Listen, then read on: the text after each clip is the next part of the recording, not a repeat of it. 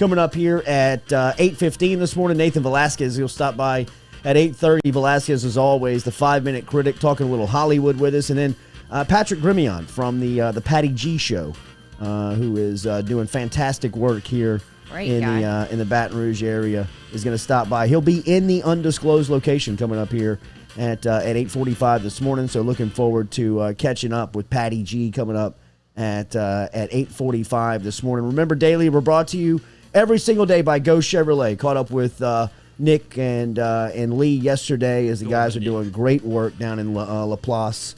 Look, they're everywhere, man. On social media, they're doing a great job on social media of just kind of letting you not forget about what they have going on down there. And John Dillon just joined their sales team. Dillon is an absolute beast when it comes to automotive sales. Got a great reputation in our state. He's a part of the team over there at Go Chevrolet. And remember, on April 1st, there is a used car lot coming to Baton Rouge on Florida Boulevard. Go Used or Go is bringing a used car lot to Baton Rouge and Florida Boulevard. We will have Lee Carney in studio with us next Thursday to announce that, as that'll be their opening day here in the capital city. Remember our phone lines as we will talk to Walter Nolen coming up here at 7:30, Nathan Velasquez at 8:30, Andrew Lopez at 8:15. All of those guests will be via the Metropolitan Health phone line. Real doctors, real solutions. Charlie Harvey and Jason Ramazan. Remember, stopping and seeing Metropolitan Health Group. And our Coffee Daily is brought to you by Majestic, locally owned and operated down here in South Louisiana over in New Orleans. Majestic. Find them online. Find them on social media as they bring our coffee to us. Jason Ramazan said he has not forgotten about our bet. Well, it seems like he has. He told me in a tweet that he had not forgotten about the bet. I said, are you sure? He said, what's yes. the bet again? Oh, he just had to ring a cowbell on social media if Mississippi State won this series. Okay. We should have put him in a Speedo and let him ring the cowbell. I don't know. I would have done that to him. Yeah. Is he a Speedo guy? Yeah, for sure. Absolutely. Nice. That's a bold move. Definitely looks like one. The hell out of it. Going a little easier on him, but okay. You got to make a bet. I thought that was a bet. You people seem to hate a cowbell. So, I mean, well, we I do. feel, yeah. I mean, we absolutely do. I so get obnoxious. They are so obnoxious. I understand. Speaking of obnoxious, do they make him any more obnoxious than Pat Forde? Good God. Oh. Go to bed, Pat. Goodness gracious, man. Why is this coming back right now? Because there's nothing else to talk about.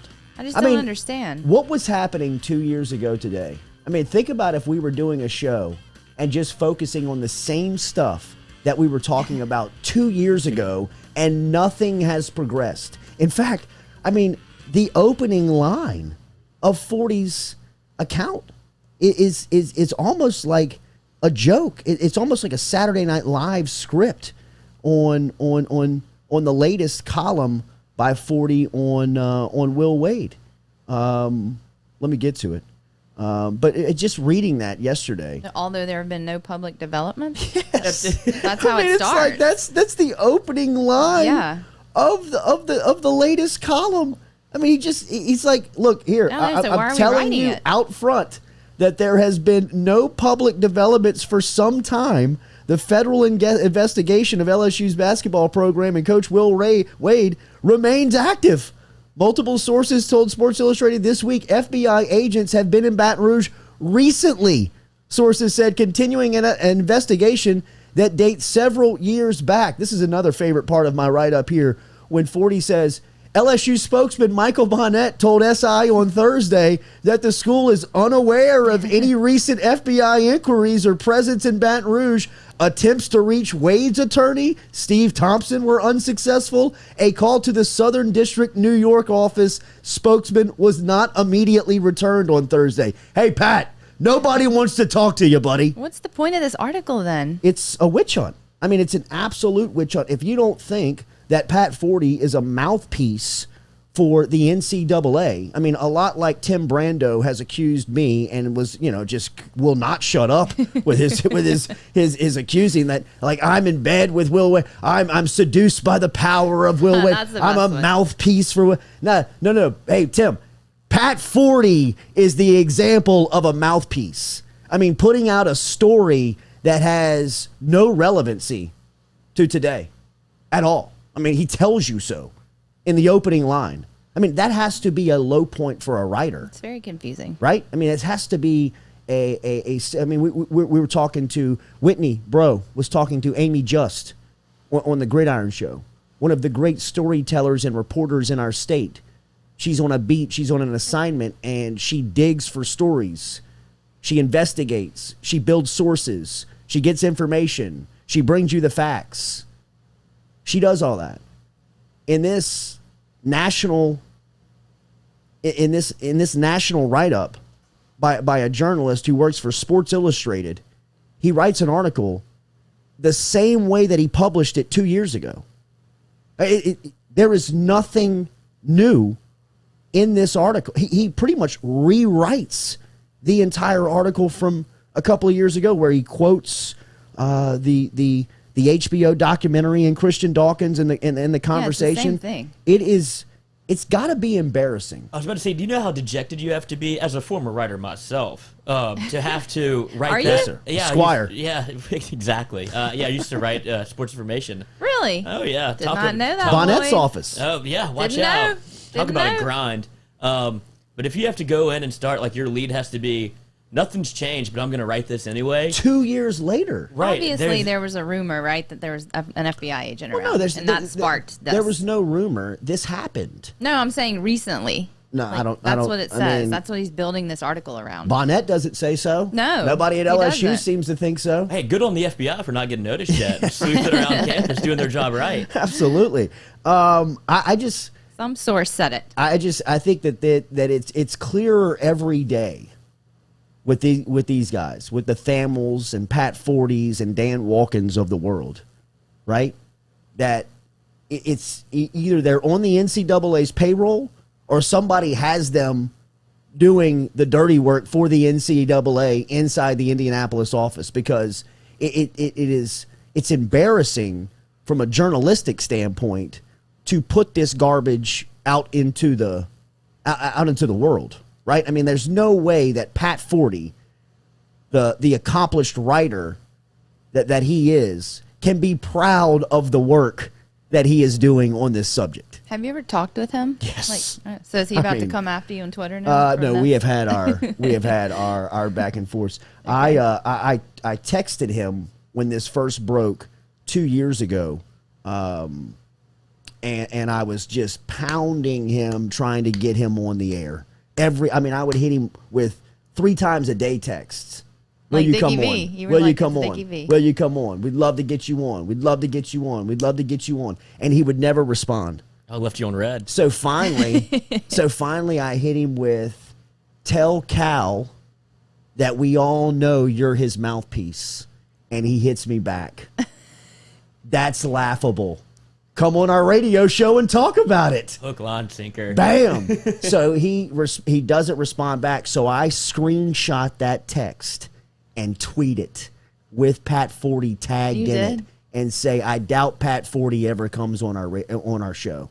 And the thing goes like wildfire. Did he respond? No, never responded. Have you texted him now never since responded. This article? And at the SEC Media Days,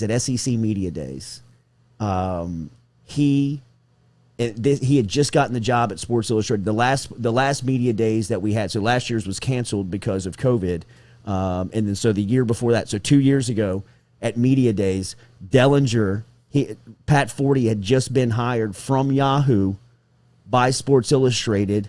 Ross Dellinger's the lead college football writer at Sports Illustrated. He and Forde are meeting up for drinks at SEC Media Days. I'm going to meet Dellinger to grab a steak. I walk up on Dellinger and Forde having a drink. And Forde and Dellinger's like, oh, you two guys know each other, huh? That's for me face to face. Yeah, that's right. And Forde had a couple in him. He had a couple of tonics in him, a couple of gin and tonics in him. And he turned and gave me a look like, I want to kick your ass. Coming across the I table. want to kick you. I want to beat your ass. And I said, Pat, do I owe you an apology? And he says, I think you do. I think you do. And I said, well, I'm sorry I went public with it, Pat, but I just don't understand your angle on Will Wade. And Dellinger just kind of made a comment of, just kind of broke the ice, and we kind of shook hands and kind of went our separate ways. But we would see each other walking around the ballroom of SEC Media Days, and we both had that FU look. You know what I mean? Like, he was FU towards LSU, Will Wade, and anybody that supported that.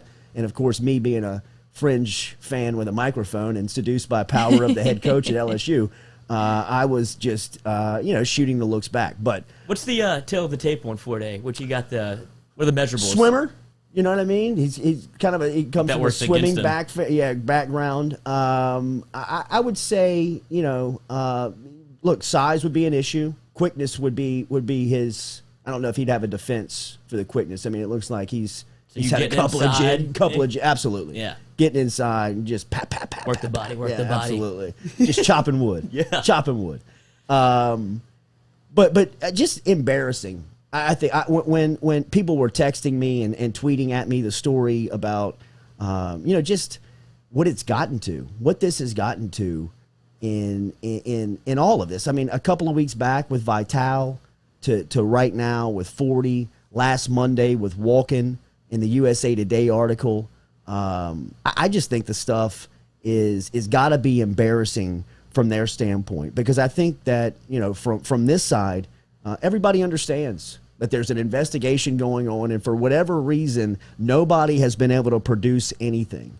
I mean, I think it's so, to me, it's so funny, the part that they discuss with the 11 prospective student athletes that they have Will Wade tagged to in trying to set up payment plans for. I mean, if the NCAA, in my opinion, had that evidence, and they are so hard after Will Wade, that if they had that smoking gun, or if they had anything close to that type of accusation and could prove the slightest in that, Wade be long gone. Long gone. I mean, it just... But as a journalist, don't you have to have some kind of fact to publish something? I mean, he heard this somewhere. I mean, it's tiny, obviously, sources say, but, like, it's weird journalism. It is very strange journalism. It is journalism that seems like they are in cahoots. They are working with someone. They are doing someone's dirty work. And to me, it seems like it's the NCAA. My theory on this the whole time has been that the NCAA wants Will Wade.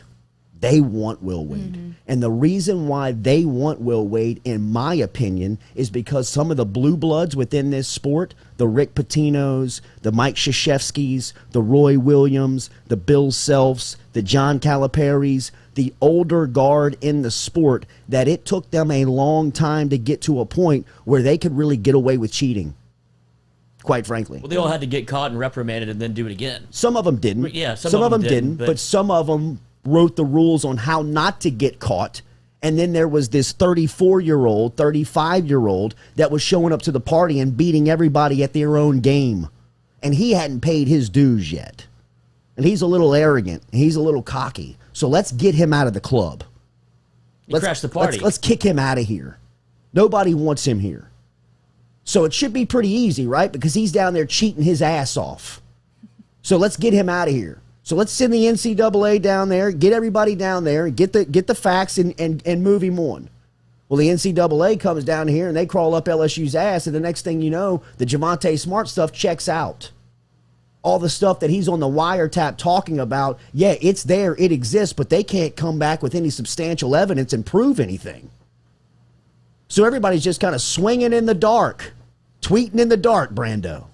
You know what I mean? Just kind of swinging, hoping they hit something. And they can't find anything to connect on. So it's the FBI, it's the NCAA, it's an NCAA investigation of LSU and Wade is concurrently active. The NCAA enforcement staff case against the Tigers has dovetailed into including football allegations, and the case has been diverted to the association's independent accountability resolution process, whatever the hell that is. What do you think that office looks like? Which was created to handle complex cases. Isn't every case in the NCAA complex? In August 2020, ESPN.com, Mark Slayball, obtained a document from the NCAA enforcement asserting that Wade arranged for, offered,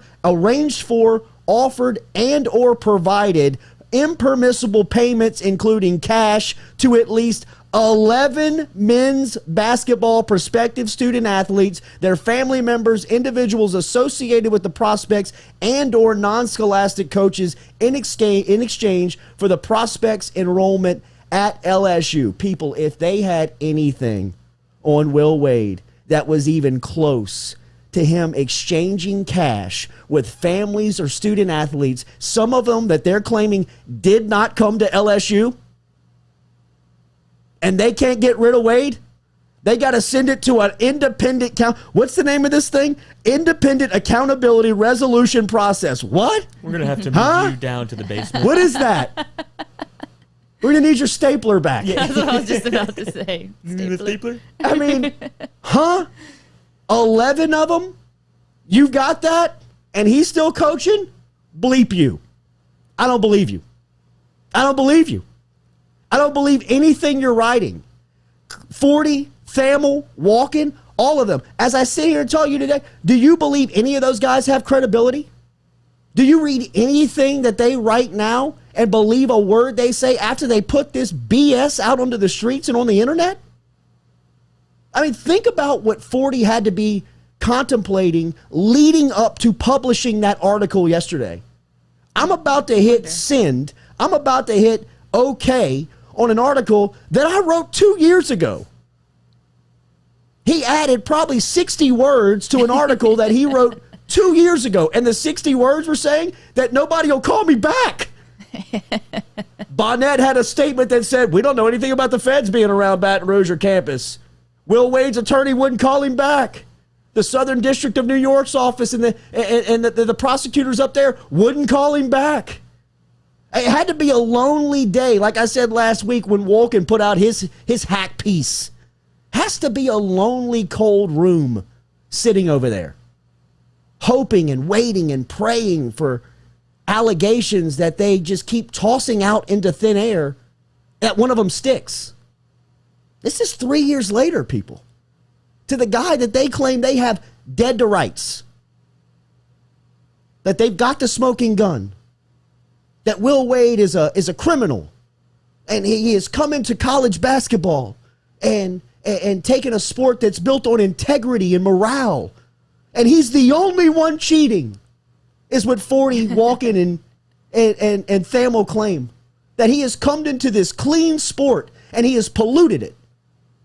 Like, people are just pointing and laughing at you guys at this point. But obviously, they don't care, because the balls it takes to publish that piece yesterday, when you know that the majority of the country is going to say, hey, Pat, didn't I read this a couple of years? Didn't I read this in 2017? I mean, you're really going to give me the documented conversation again between Christian Dawkins and Will Wade? You're going to quote that conversation again? How many times? That's simply got to be a copy and paste at this point. That's what I'm thinking. He pulled up that old article. I'm sure it's on his desktop, no doubt. Looks at it at night. It is amazing that this stuff is still published, talked about, and debated on a national level between these guys, where they really and truly believe that people in the majority of the consumers of this sport really give a damn, like really care. Look at the reaction to these pieces now. I mean, think about the temperature of reactions that you've seen with this conversation over the last 3 years. I mean, people were irate. People were ready to fight 2.5 years ago, 3 years ago, to protect it. Now it's just, come on. Look around. I mean, we're not sitting here debating on whether or not college basketball is a grimy sport, are we? We don't believe that Will Wade and LSU and the guys at Baton Rouge are the only ones that may not be playing by the rules. We probably think that Wade, a young guy in the sport coming up, probably was looking around when he was an assistant and a young guy in college basketball saying, wow, look at all these successful programs cheating their ass off. So this is how you do it, huh? Okay. All right, I see. To stay relevant in this sport, you got to be real dirty. I mean, like, the best ones in this sport, in college basketball, are the grimiest. I mean, but I'm not telling you or bringing you any information that is surprising you, that is shocking you, right? I mean, like, this has been the way of the world. And I'm not taking the defense that everybody's doing it. I'm taking the defense that, when does it stop? At what point do you say there's allegations, the NCAA Enforcement Committee comes down and talks to everybody that's relevant within that investigation, you pass it on between the federal government and the NCAA Sanctions Committee, and they keep playing tennis back and forth with it and can't rule on anything, and they just go ahead and create a council to see if they can't prove something. Like, at what point does it stop? Because really and truly, if I'm Will Wade's agent, if I'm representing Will Wade, I'm calling Scott Woodward and I'm looking for an extension and a raise because you have tasked me to coach the basketball program. In the last 3 years, the basketball program has won 20-plus games and been a tournament team. Players are graduating. Some of them are going to the NBA. There's a black cloud and investigation hanging over the head of the program, but at certain times it seemed vindicated. But the fact that the NCAA's pissed off that they can't corner Wade and or LSU, they're going to keep creating committees and trying to find places where they can get him dead to rights or try to convict him in their fake world of convictions where they have no subpoena power and they've got no rights to investigate. Nookie in the bunker says Lorraine appreciates Forde as a journalist. We haven't picked on Lorraine in a long time. Pat might be married to Lorraine. Definitely. What do you think? Pat could be cross-dressed as Lorraine. You think those three have a little group text going on? Yes. I think that there's a group text between Thamel, Walken, and Forde with the NCAA, with some representative there. I think they are the absolute mouthpiece of that organization. And I don't know if I finished my theory on why I believe this, but I think that the NCAA has tasked Forde, Thamel, Walken to try and, from a public relations standpoint, just smoke LSU and Will Wade out. See if you can't make it so bad that the LSU officials say, you know what, we've had enough of it, man. We've had enough of this. This is just your speculation. I know, yes, this is just my speculation on how they're trying to get LSU to react. Because they just want to just say, hey, man, he's embarrassed us so much. And he's dangled it in our face so much. And we can't prove anything on him. We can't grab anything and convict him and say this is what he's done. We all think that he's done this, but we can't say this is where and when he did it. So from a public relations standpoint, guys, just bury him. Just bury him. Keep bringing up that story. Keep showing that conversation between him and Dawkins. Keep quoting that. Anytime Vitale says something that's public and gives you an opportunity, blast Wade's ass. Get him. You know what I mean? From a PR standpoint, make them down there say, that's enough. We're tapping out. And LSU hadn't. And like I said, if I'm Will Wade's agent, if I'm his representation, I'm calling and I'm asking for an extension and a raise. Because you told me to run the basketball program. The basketball program is running at a consistent level where you are a postseason contender and you're in on big-time players every year. Well, what about the investigation? Well, what about it? What about it? I mean, LSU has complied. They have given all information, sat down for all interviews, given all names, made Wade and his staff open. Nobody's running from anything. They've answered all the questions. Lawyers have been there. And yesterday, Forde writes the same piece he did 2.5 years. I thought it was funny. I mean, I don't think it's funny for Wade and LSU, because I know that that's stuff that they take very, very seriously, and that's stuff that comes up that you just don't want to deal with. But from Forde's standpoint, and even Sports Illustrated standpoint to a degree, this is where you are in your journalism life. You're writing pieces like this. There's no way that I would believe that Forde, in his own thoughts and even like in his own space, right before he's about to send that out, can have any sense of pride about that. Somebody's got to be greasing him. Somebody's got to be just like coating his pocket, saying, "Hey, man, just put this stuff out." I know it's not the 40-yard dash that you used to do, which was great. It was. The 40-yard dash every Monday morning, I thought, was a must-read in college football, just because he had great opinion, had great takes. He was very dialed in. This stuff is trash, man. This stuff is trash. I mean, it's amazing that they're able to really get away with this 2.5, 3 years later. Which they can't win in the courtroom, obviously. So they're trying to win the court of public opinion. That's what I'm saying. I think that from a public relations standpoint, they're trying to bully him out. Right. They're just trying to hope that their game plan is to create enough smoke, create enough fire around him where his executives, his bosses are going to say, "All right, that's enough." But, I mean, if you're LSU, it can't get any worse than what it was when it initially broke, right? I mean, at this point, the reaction, unless you've got Wade on camera, you've got some type of smoking gun. But, yeah.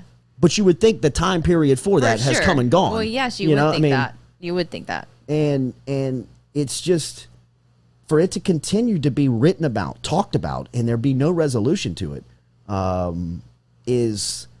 it's embarrassing at its very core. I mean, it's just, I couldn't imagine getting on here and just talking and hoping and swinging that somebody within this trade and industry would lose their job day in, day out with no substantial evidence. Like, at what point do you just say, okay, I mean, maybe I was wrong. Maybe I just swung and missed. But, I believe that was happening, but it's nothing's ever happened from it. Right. Nobody will call me back. I mean, nobody will call me back. It's just, it's maddening. It is maddening. And it's maddening to cover. I can't imagine what it would be like to be in Wade's situation. You know what I mean? I mean, he's I mean, we all know him, but just personally, that's gotta grind you, man. I mean, just like, totally. It's what else? I mean, but it is an obvious witch hunt. I mean, I'm not saying that because we know Wade and we support the LSU basketball program. I'm just saying, look at it, man. For sure. Look at this thing. I mean, they're continually going after the same story, digging up the same quotes, digging up the same opinions, and there's nothing to it. I mean, he added 60 words to that yesterday, and it was all based around things of, people won't call him back, and that there's been no movement since the last time he he had to write stuff out like that.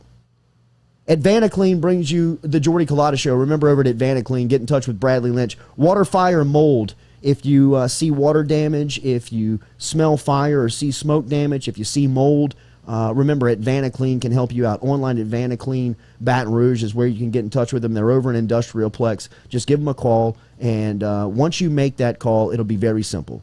Bradley Lynch will take out all of the headaches, and he will work directly with the construction company, work directly with the insurance company to make sure that this work is done correctly and on time. Give Bradley Lynch a call today over at Advanaclean. Get in touch with him online at advanaclean.com and search him online at Advanaclean Baton Rouge. All right, one of the best players in high school football right now is an absolute animal. I mean, this guy, the highlights on Walter Nolen are scary. I mean, he's bullying people. Are we Bluetooth? This is my fault. You are. This is my fault. All right. So yes, I mean, name a school and everybody in the country wants Nolen. And he has a brother, too. He has an 8th grade Warren. brother that just picked up his 5th offer. That's crazy. His 5th offer was from Tennessee. He's got SEC He's got offers. Georgia, Michigan, and Tennessee. You want to give me a little volume here? Big Walt. Big Walter. Walter. Hello. Yes, sir. How are you? Good morning. Okay, all right. What we listening to, big boy? What we listening to? We on our way to school? Drop my brothers off. You at your brother's house? Drop my brothers off. Oh, okay. So the younger brother, is he the one that just picked up the offer from Tennessee? Yes, sir. Is he better than you were in 8th grade? Nah. Everybody in the country is after you from a recruiting standpoint. Tell me how that's going.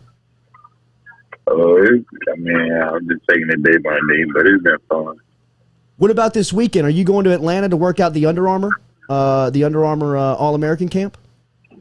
Oh, no, that was last week, but yeah, I was there. How was that? It was pretty cool. What stood out about it? I feel like it was better competition than any of the other camps in the past. So you've played alongside of a couple of guys that go to LSU, right? When you're talking about Xavier Hill and Jalen Sheed, the tight end. Where does LSU fit in your recruitment? They in the top. Top 2? Top 1? Who knows? Who are the top schools? They should be at top 10 drop, but I'm gonna be short the list in a couple of weeks. What about visits? You got any visits planned? None is stuck in date yet. So tell me about your relationship with Ed Ogeron. I liked him ever since I met him the first time. Like, he had a good coach. He had a good person to be around. What do you talking from, like, not just a football standpoint, but trying to be a better person. What are you looking forward to in recruiting the most? What part of the process? It kind of didn't work out for this class because of some of the stuff is with the non-travel, no camps. What are you looking forward to most in this process? Just signing day. You signing early? No, I'm probably gonna sign late. All right, big fella. Well, what's next for you in recruiting?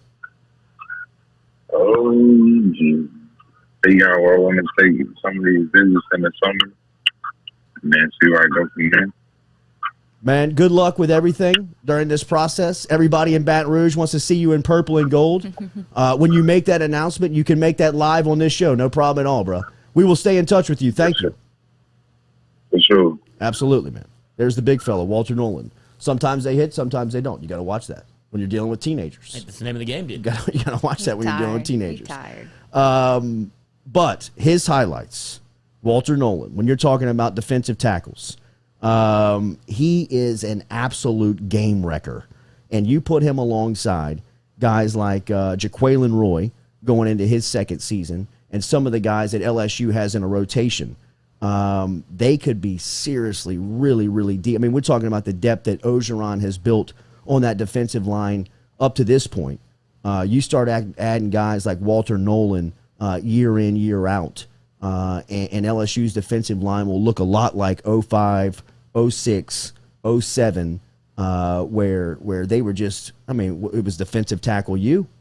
I mean, they were putting out guys year in, year out when you were talking about the draft. And I saw that some of the guys were speaking yesterday after LSU's practice, and there were a lot of stuff that was coming out. I thought that was very, very positive from the players. I was following some guys who cover the day in, day out beat for LSU football. Brody Miller, Brooks Cabina, and those guys. Brody Miller covers it for The Athletic. Cabina covers it for The Advocate. And I thought that there was a lot of good stuff that was coming out of the player interviews yesterday, including Max Johnson, the quarterback, who was speaking with the media and talking about working alongside of Jake Peets and working alongside DJ Mangus and talking about how he feels like they're going to be able to score a lot of points in that Max Johnson says that he's noticed more motions, more shifts, more empty packages in the LSU offense under Jake Peets, and that Max Johnson was quoted in saying, I think we're going to score a lot of points. And look, I think that that's going to be the identity of this LSU offense, is getting back to more empty sets and five-man protections where you've got more people out on routes. You're getting the ball to the backs. And to see Max Johnson talking about that early on in training camp, early on in spring drills, I think is very positive to see. The other positive piece of news that keeps popping out, we're getting back to the defensive line, is Mason Smith. I mean, Mason Smith is a lot like where Walter Nolen is now, right? Mason Smith last year at this time is the #1 defensive tackle in high school football. He's a Louisiana native. What high school? Where's he from? E.D. White? No, Thibodeau High. Oh. Thibodeau. But he's from the Bayou. I mean, if you were to create a recruit in Ed Ogeron's regime at LSU, Mason Smith would be it. I mean, Ed Ogeron is a prideful Louisianian, a prideful Cajun, a prideful about LSU, and loves defensive line play. Mason Smith is from the Bayou. All of it. Is from the Bayou parishes. He is an absolute lunar eclipse of a defensive tackle. I mean, he is an animal. He's huge. Has dominated high school football the last 2.5 seasons. Has been in Ogeron's backyard. Ogeron got the defensive line coach 6 years ago and met Mason Smith when he was in 7th grade, 8th grade. I mean, and told him, there's no way you're leaving the state. I mean, like, it ain't happening. If I got to come pick you up and drive you to LSU myself, it ain't happening. So, I mean, everything that was going on around Mason Smith's recruitment of, is Saban going to come in here and get him? Is Georgia and Kirby Smart going to come in here and steal him away from Ogeron? I never thought that he was going to, never did I believe that Ogeron was in jeopardy of losing Mason Smith. And a lot of the return on Mason Smith since he has been on the field early on is that he's better than advertised. He's been better than that they believed he was going to be. Neil Farrell said yesterday, 5-star freshman Mason Smith is already ahead of the game. You wouldn't know he's a freshman. He's teaching me stuff. I'm teaching him stuff. There was a great piece of video that came out earlier last week of Glenn Logan, who had his hands on Mason Smith and just kind of threw him to the ground, and Ed Ogeron screams from the back, "Welcome to LSU, big boy." But Mason Smith is going to be in a rotation with guys that are building some serious depth on that front defensive line. I mean, you're talking about the veterans coming back like Ali Gay and Andre Anthony, but some of the rotation that they're building inside of that front is going to be scary to look at. If they can get a kid like Nolan Smith, man, or Walter Nolen. I was like, who's Nolan Smith? I just put them together. But if you were able to get Walter Nolen, which it seems like LSU is sitting in a really good place for him with where he is. Yeah, I mean, I feel like a lot of things I read, they like Alabama seems to be top on his list. I mean, Alabama is going to be the case. It's going to be Alabama LSU. Yeah. I mean, it's going to be an Alabama Always. LSU, and this is a couple of Louisiana guys going head to head with Pete Golding from Alabama, and obviously Ed Ogeron from LSU going head to head. Golding is a Hammond native and running the defensive. He's a defensive coordinator for Alabama, and he is a really good Louisiana recruiter, obviously with his ties to the state. So that will be it'll be an LSU Alabama punch down to the end for Walter Nolen, as he was at the Under Armour All-American camp last weekend in Atlanta around a bunch of 5-stars, and of course Nolen was kind of the star of all stars, as he was really standing out over there in the greater Atlanta area. Have y'all watched the video, the recruiting Scary. video? I put the wrong link in there. I saw Clearly, that. I He had a just couple now realized Chardonnays, that. I was yeah. like, Is that his what? brother? No, it's not even a link. The link was dead, but I copied it anyway. He makes it look easy. Yeah. Well, he's he's just a lot like bigger than everybody. Jeez, he's a at big that, boy. At that camp, he's calling out other offensive linemen. He's like, "Who's got the most offers? Who wants some?" And he just goes up against him and just starts swatting people. Daily, we're brought to you by Johnson and Spillers Dentistry. Remember, Johnson and Spillers, Dr. Chad Spillers is a part of our great wins here for your March Madness bracket. So if you want to check your leaders going into this weekend, make sure and get online to JordyCulottaShow.com, as first place will get some Botox from our friends over at Johnson and Spillers. But if you need pediatric dentistry, if you need any, you are. I think David's in second. He is. It's so weird. How? I don't know. We didn't even do it together. We didn't even fill out our brackets together. That's He did incredible. too. So one of his is like way down. Okay. But I mean, I guess Chad's him out of gonna the come qualifications for the inject Spark. me with Botox here live on set. Well, I wouldn't start just tweeting it just yet. I mean, there's a lot of basketball left to play. Jinx on A herself. lot of Yes, basketball let's talk left to about play. basketball. But get in touch with Johnson and Spillers, as they're online, johnsonspillers.com. You can find them on social media as well. You need teeth whitening, you need Botox. They can get you in, get you out today over there at Johnson and Spillers. Yeah, basketball starts tomorrow. I hate the new schedule, man. The Sweet 16 begins tomorrow. 15 games because it used to be Friday, Saturday, Sunday. It used to be Thursday, Friday, Saturday, Is this Sunday. a COVID thing? This is why? I guess. Or everything's I don't, a COVID thing. I don't know right? why this would be a COVID thing. This seems like this is just kind of an experiment that they're doing. Okay. In the bubble, but you know, I mean, I'm not going to complain about it. This is one of the great weekends in sports when you talk about Sweet 16 weekend and moving into the Elite Eight. So there's 15 games remaining in college basketball. A lot of storylines around and left to follow. Number 1 overall seed Gonzaga is still alive. They're looking to become the first number 1 seed, or the first team since Indiana back in 1976 to complete an undefeated season as the national champs.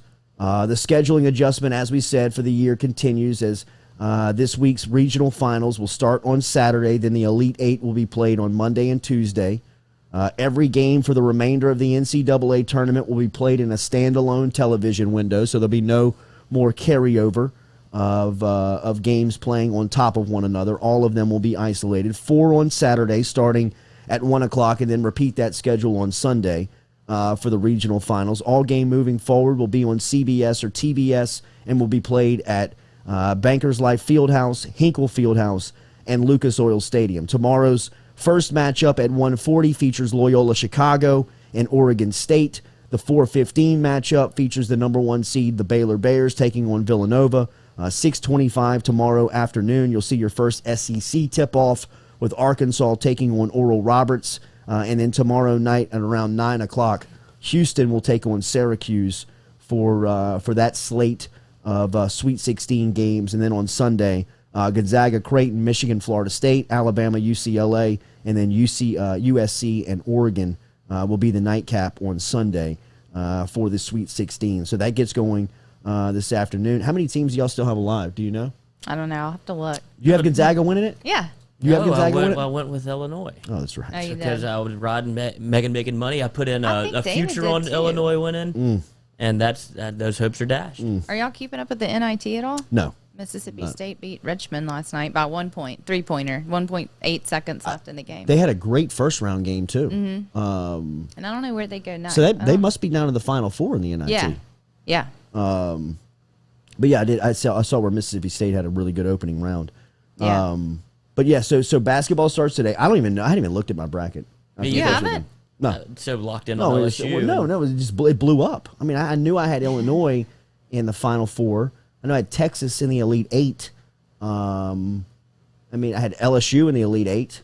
I mean, my bracket's in shambles. Yeah, I mean, I'm picking up the pieces. I mean, I did have Gonzaga winning it, but as far as, I mean, just any teams left alive, anybody left to hope for, I mean, it was just, I was dead. I mean, I was dead after the opening day. I didn't even look back at it. I think we're in the same boat. I didn't check it after I made it. Yeah. After the first day of action, I was like, well, 15 seed won. I definitely didn't call that upset. Well, I know my son Jordan came in and said he was like in 35th place going into the weekend. Yeah. Like going into this weekend. And he was like, I didn't see your name, Dad. And I was like, pot shot. What? Huh? He's like, yeah, I mean, I couldn't find you. Okay, cool. The hell out of here, kid. Daily, we're brought to you by Relief Telemed. As we've been telling you about Relief Telemed, as they're changing the way that they're doing healthcare here in 2021. In fact, they'll come to you and they will take the pain, the headaches, all of that out as they will come to you today. Relief is the best way and the only way to get your health care in 2021 in your home or on site. Relief is changing how health care is delivered. I can speak firsthand as they came over here and gave my family a couple of COVID tests as Blasia was sent over here. She came over here. Very easy process. All you got to do is download the app, the Relief Health app from Apple or Google app stores. You can get connected to a local doctor in your community, or you can just order a test directly without taking or talking to a doctor. Get your results and a treatment plan in your app today. Relief has a vaccine. They have the Moderna vaccine, so they can come to your house, to your workplace on site, and deliver that and administer that for you. Download the app today, Relief Health from Apple and Google app stores today. Relief Telemed and our friends over there changing the way that healthcare is delivered in 2021. When we come back, we'll close out hour number one here. We'll look towards hour number two, where we will talk a lot of stuff here. We got NBA trade deadline that came and went yesterday. J.J. Redick was shipped to the Dallas Mavericks right at the trade deadline bell. LSU football picked up a recruit. I know we talked to a prospective recruit in Walter Nolen, but the Tigers were able to get a defensive tackle commitment yesterday out of the greater New Orleans area, so we'll update you on that. As we said, there was a lot of tidbits coming out of LSU's football practice yesterday afternoon that we can revisit, but Nathan Velasquez will be here in the second hour, and we're looking forward to catching up with Patrick Gremillion of the Patty G Show.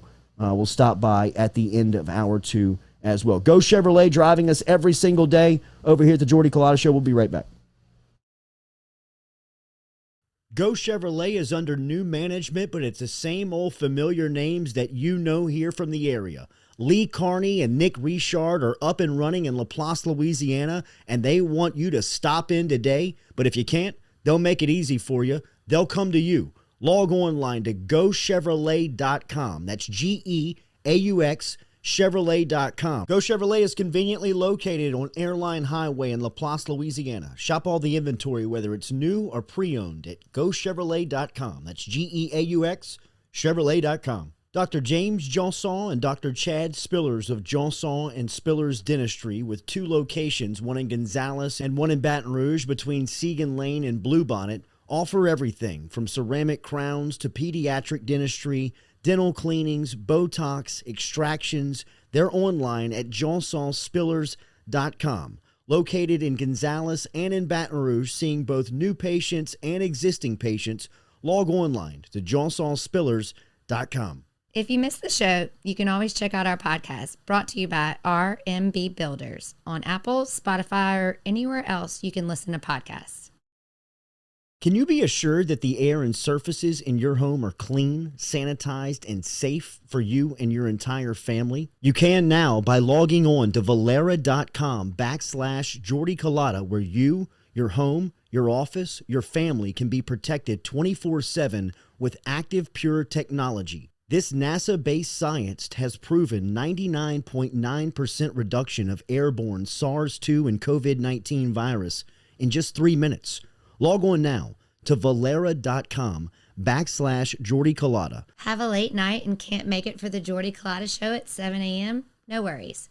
Catch us on demand on Apple, Spotify, or wherever you listen to your podcast. Women are changing the game on and off the field.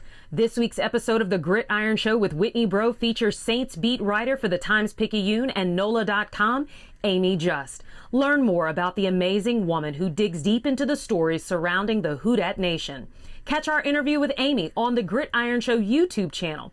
We're also giving away 20 units of Botox, courtesy of Johnson & Spillers Dentistry, to one lucky winner. You can learn more about how to win on episode 3 of the Gridiron Show with Whitney Bro podcast, now streaming on all podcasting platforms.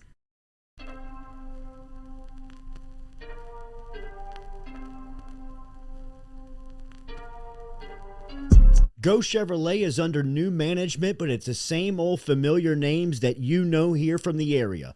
Lee Carney and Nick Richard are up and running in LaPlace, Louisiana, and they want you to stop in today. But if you can't, they'll make it easy for you. They'll come to you. Log online to GoChevrolet.com. That's GEAUX Chevrolet.com. Go Chevrolet is conveniently located on Airline Highway in LaPlace, Louisiana. Shop all the inventory, whether it's new or pre-owned, at GoChevrolet.com. That's GEAUX Chevrolet.com. Dr. James Johnson and Dr. Chad Spillers of Johnson and Spillers Dentistry, with 2 locations, one in Gonzales and one in Baton Rouge between Segan Lane and Bluebonnet, offer everything from ceramic crowns to pediatric dentistry, dental cleanings, Botox, extractions. They're online at johnsonspillers.com. Located in Gonzales and in Baton Rouge, seeing both new patients and existing patients.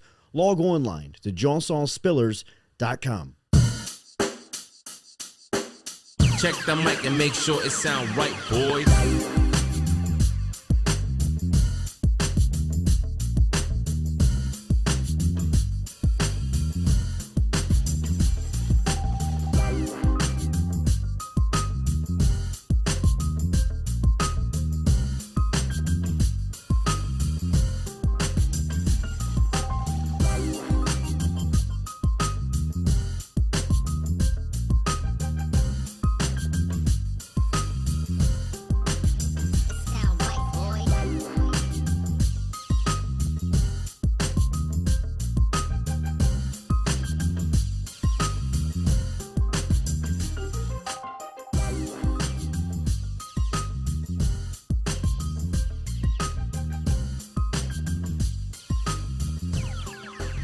It sound right, boys.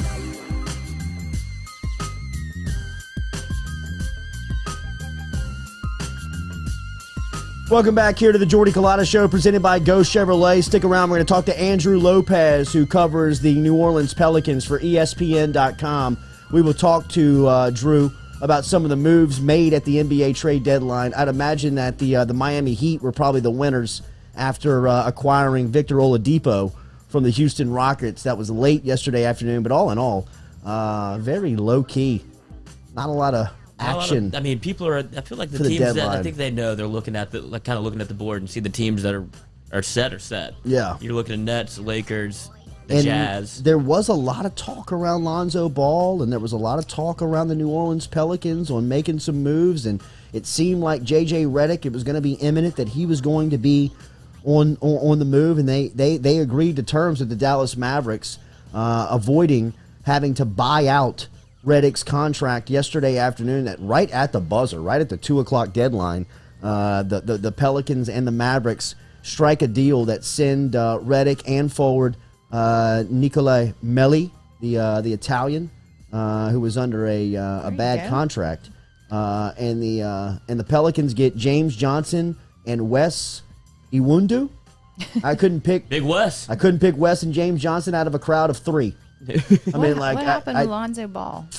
Nothing. He's still a Pelican, and I think Zion's fighting for Lonzo. Yeah, I think that's what it is. Yeah, I do. Too. I think that Zion is telling Griffin and the executives to maybe pump the brakes on moving Lonzo, and not to say that Zion is making decisions or that they're listening to everything that Zion wants, but you could tell that Zion and Lonzo's chemistry was very much developing on the floor, and I think that there was a little something to be said in Zion saying that his comfort level in playing around Zion and playing around Lonzo was there, and that it was increasing.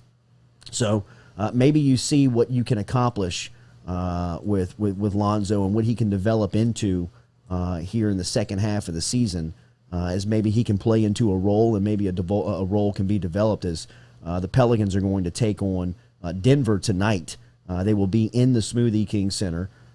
Pelicans looking for their fourth straight win, as they have been playing well, 19-24 right now.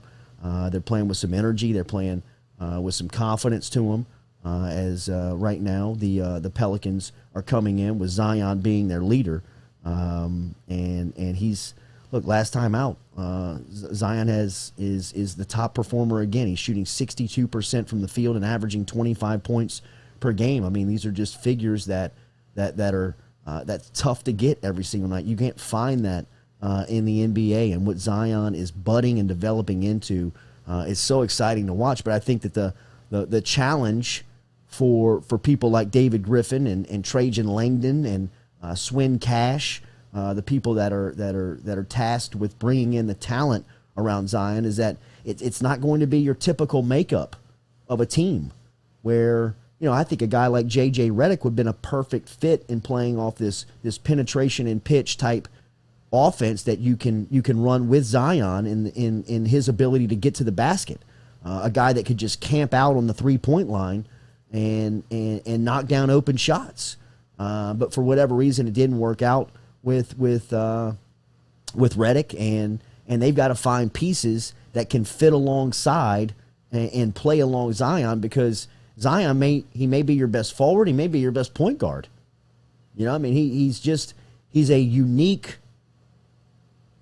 unique prospect in the sense of what roles do other players have around him are not going to be, your traditional basketball roles. I think he can do so much, or he can do so many certain things so good, like handle the ball at his size and create space and get to the rim, that you're going to have to play and find guys that can really play around that can really fit in and be be effective in those types of lineups. So look, I think that David Griffin is the man for the job. I love David Griffin. I love the executive team with the New Orleans Pelicans, Trajan Langdon, Swin Cash. But they have, in my opinion, they have a challenge that they necessarily, you can't really look back at a certain team and say, hey, let's build after that model because you have a player like Zion. You can't necessarily build it like the early Shaq Laker teams or the Charles Barkley Phoenix Suns teams that you hear maybe comps on who Zion is, because he's not really those players either. I mean, he's very much a standalone prospect in the sense of what he brings you and what he can do. I'm telling you, the more that I watch him play, and then now the more you're starting to hear other people say the things that we were talking about a couple of weeks back, a couple of months ago, and just embrace this guy because he doesn't exist in any other market. And he's 20. It's amazing. I mean, it's the future and what it could be with Zion and the Pelicans. I mean, it's so fun to think about, man. It is. And them not making moves yesterday didn't necessarily.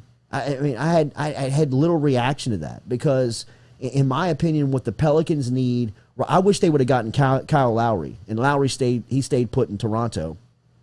But when I was looking at possible free agents or possible landing spots for guys, I never saw Lowry as a possibility with New Orleans. But I thought to myself, that's who New Orleans needs. They need a guy like Kyle Lowry who has won in this league, who is a consummate pro. And that guy he brings it every night. And he's got a winner's mentality that he can take from a veteran standpoint into a locker room filled with a bunch of young, energetic, youthful, talented dudes. How old is he? He's been in the league 10 years. Oh. I don't know when he came out, whether if he was an underclassman or if he came out after 1 year, but I mean, I'd imagine, yes, he's knocking on the door of 30. If we'd have got Kyle Lowry, it would have been an all-ass team. Or the Pelicans Good looking Lord, at him? Kyle Lowry's got a dunk. Zion's got a dunk. Yes. We just would have been a whole bunch of ass in that locker room. We like the curves. Yeah. Like but to your point, if anybody is suited to build this team, it's Griff. He's done it before. No doubt. To the point where it almost drove him insane. He was watching games He was at games and had to go to the storage closet whenever he built that LeBron squad and they'd make playoff runs. It drove him mad. Yeah. But he's somebody that's been through this before and knows how to build around a generational prospect. I agree. I think that this is that Griffin is the man for the job, and I think that and buy into that wholeheartedly. But this isn't LeBron's Cleveland team either. You know, I understand that Cleveland and LeBron was a prospect that didn't exist. You know, there's no comp on LeBron, and he was able to build those teams. You know, twice. He was twice. And I believe that he can do it here. 100%. I believe that he can do it here. They're figuring it out right now. I mean, they're just kind of, what pieces do you have? What pieces do you need? Who fits in? I thought Derek Favors would have been a guy that really could have brought the New Orleans Pelicans some the locker room and the team some leadership that they don't really have right now. You know what I mean? Because they're just young. Right. They're just full of youthful, talented, energetic dudes. But I think a veteran inside that locker room, a guy like Kyle Lowry, and I don't even know if Kyle Lowry wants to take that on at this point in his career. He probably just wants to ring chase. You know what I mean? He probably wants to just get on a team that's a contender, and he's got a chance to win championships. I get that.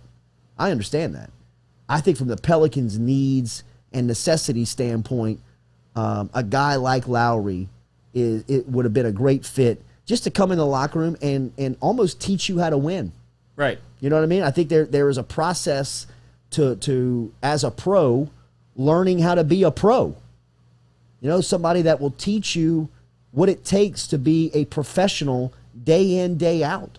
I mean, when you got a pocket full of cash and you're on the road in different cities, you know, 3 out of the 7 nights of a week on average, temptation everywhere. It's tough to be a professional in that world day in, day out.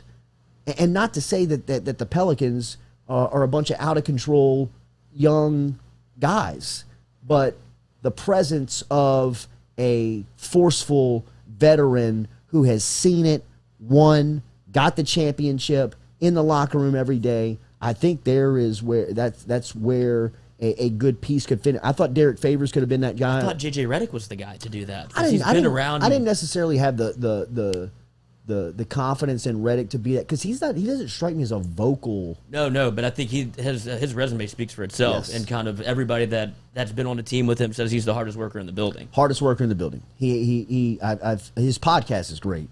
If you're not listening to it, he's got a great daily podcast, and everybody he brings on. He had Tobias Harris on last, who was his teammate in Philadelphia. And he was talking about the first time that he worked out. The J.J. Redick podcast is where you can find it. It's called The Old Man and the Three is the podcast network. But it's the J.J. Redick podcast. He was talking to Tobias Harris earlier this week, and Tobias was telling about the first time that he worked out with Redick. I mean, he was like, it's like folklore. You hear about Redick's workouts, and some people say they want to do it, then you get in there and you start doing it, and you're like, oh shit, I need to get out of here, I want to tap out. And Redick won't let you. Once you start, you've got to finish. It's like that's the deal. And Redick goes through this he goes through this process like every day. I mean, like his shooting, his lifting, his diet. It's like a TB12 type situation. Similar. And if you look at his production has fallen off. I don't think he didn't mesh with Van Gundy. He said it as much on his podcast. Really? Yeah. And this was their second go around. So that's. But I don't know if he said it in jest. So I don't want to cause a stir, as I'm known to do, I guess. But he was like, when they hired him, he was like, I got to run it back with this shit again. And it was kind of like a comment made in jest, but I think there's probably some truth between the lines there. Yeah, probably so. And Stan Van Gundy looks like he's very tough to play for. Yeah, I mean, clearly JJ wasn't like, hell yeah, let's do it. You know. I mean, if you don't have the veterans buying in, that's usually a sign of guys that are tough to play for, because coaches are usually going to endear themselves to the older guys on the roster, especially a pro like J.J. Redick. Right. I mean, he's giving you everything. You know that he's showing up and he's being a pro every day. And that's what Griffin was going for, I think. I think he wanted to change a culture in the locker room to kind of – he was looking for Van Gundy to be the guy to change culture, like you're saying, bring in a veteran that's what they did with the head coach. They would have changed the way they were doing things, and it hadn't really stuck. They wanted to focus on defense, play all-out balls-to-the-wall defense, and offense will come, and it just turns out that we're the same team we were last year. The same team. Daily, we're brought to you by Elevate Treatment Center, which is a treatment and legacy center helping with drug and alcohol rehab right here in Baton Rouge. If you want to log online to ELEV8treatment.com, you can read about Elevate Treatment and Legacy Center, and where they are dedicated to treating patients who are battling drug and alcohol addiction. The goal over at Elevate is to guide you in your steps towards recovery and help you achieve and maintain sobriety. I understand that this is a very sensitive subject, whether it is you personally who is dealing with drug and alcohol addiction, or whether it is a loved one that you are witnessing go through this painful disease of addiction, and you want to help out. Log on today to elevatetreatment.com, ELEV, 8treatment.com, where you can learn all about the services. You can meet the staff. You can get the phone number and call them at 225-448-0440. So that's 225-448-0440 to get in touch with Elevate Treatment and Legacy Center, located right in the heart of Baton Rouge, off of Jefferson Highway, dedicated to treating patients who are battling drug and alcohol addiction. Online, elevatetreatment.com. LSU baseball. Wait, that's a good segue into Adrian McCarthy. Let's talk about that. Yes. Right? Is it not? No, it is. He might need to give him a call. Yeah. He might. He should. So, horse racers, jockeys, they have a reputation. I didn't know this. I'm fascinated. Well, they're lunatics. Okay. But you just have to think by nature, look at what they're doing. I mean, they're hopping I just thought up. They were tiny. They're hopping up on a horse that turns into a bullet. I mean, pretty much. I mean, it turns into something that's running. I mean, what is a horse run? It's got to be running 50, 40 miles an hour, bro. I mean, street legal. For sure. I mean, but you weigh what? 80 pounds? Me? 90? No. The jockey. 90 pounds? I think there's not one over there. I don't think they're hitting triple digits. No way. Oh, no. No way. And this Adrian McCarthy And this guy, is one way to do it. This is one way to handle Hollywood it. breakfast. Adrian McCarthy, who is a horse jockey, says that he was depressed during lockdown and took cocaine 4 or 5 times a week while drinking in a pub, and then that became an addiction, and that he had done it before his latest race, 4 or 5 times before his latest race, and the 42-year-old had his license withdrawn for 6 months by an independent disciplinary panel. When the text came back, the cocaine test came back. Was he tested first, or he admitted it, and then how did it come out? I don't think he was tested. No. They just randomly drug test. They randomly drug test these guys before they get in a race. And horse racing is about to be the first sport to implement day of saliva testing, where Really? they're I didn't know this was a problem. because they say it's such a problem for these guys. Why though? How scary can that be? Is it not enough of an upper to be on that horse? I've never done cocaine, so I don't. It's got to be just a rush. I'd imagine it's a huge rush to be on that horse going around the track. But I'd imagine that some of them probably have to get into an altered state to even want to do it. Buck up. You know what I mean? To saddle up. You know what I mean? All right, now I'm ready. Now I'm ready. One second. But so they test the guy, and I don't know how to read. I don't know how to read this, but they say that he was 100,000 times the legal limit. Tony Montana. I can't even process that. I can't How process. Are you alive? They say the threshold for riding is 150 nanograms per milliliter. Okay. Is how it is. Yeah, exactly. So now y'all get it. I get it now. So now it get makes it sense. now. Okay. So now it makes sense. His test came back reading. So the threshold for riding is 150 nanograms per milliliter, which means nothing to anybody in this room or probably the majority of the listening audience. I'm just giving you a number, right? His test came back 150,300 nanograms per milliliter. I don't know if that's a typo or not, but that's a lot of drug use. Gotta be. It can't be a little. Davison said that McCarthy had been honest about his chronic drug use, taking cocaine about 3 times a week, starting back in May until his positive test, but never since. But you're saying they're all doing coke, like I'm not saying jockeys. I'm not painting them with a broad brush, but I got to imagine if McCarthy is catching key bumps before he jumps on the horse, that is he like a winning jockey? Is he like someone people know? I don't know that. Okay, I don't know that. But I wonder if he was mainlining it. Little horse joke. It's strange. It is, I mean, I didn't know about this. Just the measurement. Jockeys, but yeah, that's the measurement that came back. Well, and I think that another reason that he's doing cocaine is just to help him the weight loss. I mean, because they have to stay, a particular size, and this obviously they like it, and then it has an extra benefit of so keeping maybe the pounds off. they do TB12 and cocaine. I think they're all in the jockey room, just kind of lining it up. Little bump for everybody, and then let's go ride some horses, boys. There's a huge stress in that world for making weight. Right. You know what I mean? Like it's like wrestling almost. It's like wrestling. I mean, it's like luggage on a plane.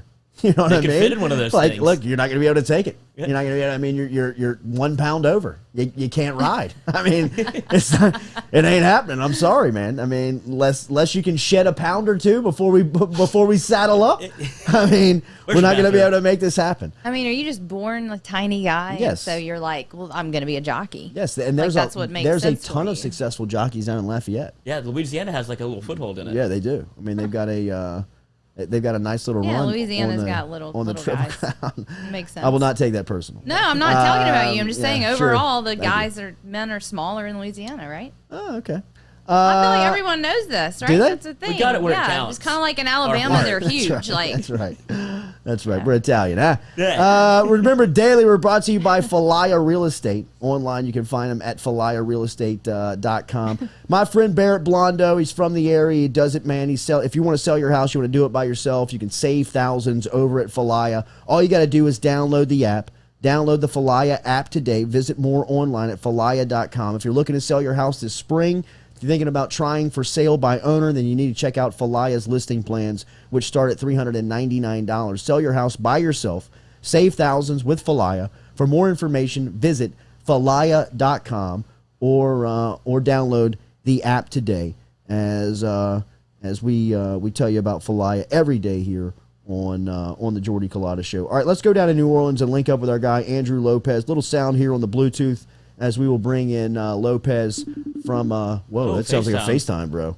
That sounds like a FaceTime. Don't let me freak you out. He's like, no thanks. Whoa. I'm still in bed. Do not FaceTime Whoa, me. bro. He's probably like, what type of interview is this? Do you think they call Alana Furlong jockeys? That's a good one. But maybe Drew wanted the FaceTime. So we'll talk a little bit more Pelicans. City Boy Outdoors, I'm 5'7". Hey, man. Drew, we're live. How are you, buddy? Good morning. Oh, hey. Yes. Yes, that's right. Well, that's right. Yeah. Glad I didn't say anything else then. You're good. That's why I told you off the top rope. That's why I told you off the top rope. There we go. It's good to catch up with you, man. How are you? I'm good, dude. I'm good. I'm just kind of trying to still figure out everything that happened yesterday. It was such a crazy trade deadline. Not just ended up how the things worked out for the Pels and but just kind of overall. I mean, across the NBA, it was like one of the busiest trade deadlines we've had in quite a long time. So trying to figure and process everything. A lot of moving parts, but no big splash, right? Well, how do you characterize yesterday? Yeah, for the Pels, nothing in terms of no Lonzo. They really kind of, like everybody in the NBA really thought JJ Redick was going to get bought out so he could go and play somewhere close to home, and he ends up going to Dallas. Mm-hmm. I think that was a shock to quite a lot of people. It's going to be fun to listen to JJ's first press conference or his first podcast. Once everything goes down. So that'll go down today. But, Pels end up keeping Lonzo, I think, around the league. I mean, obviously, Kyle Lowry gets traded. I mean, Victor Oladipo gets moved for close to nothing to Miami. It was just, but it was a lot of little trades. But everybody else kind of tried to stay pat. I think the buyout market's probably going to be the bigger thing here. You know, where does LaMarcus Aldridge go? Where does Andre Drummond go? Those guys feel like guys who could swing a playoff series. What was it with J.J. Redick in his time in New Orleans? How would you analyze the time that Redick spent in the city and with the franchise? I think it was more. The word disappointment comes to mind, but I don't think it's necessarily like on JJ. You know what I mean? They are trying to find that balance. I think, especially in Z's first year, of where and how to you had young guys, but you had young veterans. You know what I mean? You know, like B.I. was in his fourth year, Lonzo was in his third year. You go out and get Fave. You had JJ. Obviously, you had Z. And if Z is healthy, I really do think they make a push last year for the playoffs. And to be quite honest, I still think if the pandemic doesn't hit, that they make the playoffs. They really had a favorable schedule in those last 15, 16 games where they could have gone 12-4 and had 2 games against Memphis and pushed it. This year, I really think, and he's never said this outright, but I think the circumstances really affected JJ in terms of not having his family. His family has been in Brooklyn, hasn't been around him. And that's, we saw that with the cold shooting start. He hit 6 threes in his first game of the year. And then the next, 15 games after that, he shot like 28 or 27% from 3. And it was hard to find a spot for him in that regard. And then, he comes back after that, they sat him for a few games, and then he comes back and he's been his regular JJ for the last 15 games before the heel injury after All-Star break, which he's basically kind of just been waiting for this moment, obviously. So it just didn't work out, I think, the way everybody thought. He was going to be the veteran guy, the shooter, but with the injuries, last year he was, I think, maybe thrust into a little bit of a bigger role than they thought he was going to have to play.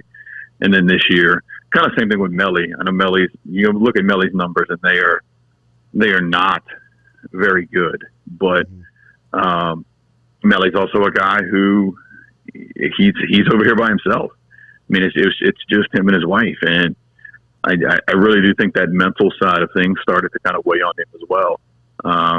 As they couldn't really do anything really for the last 13 months.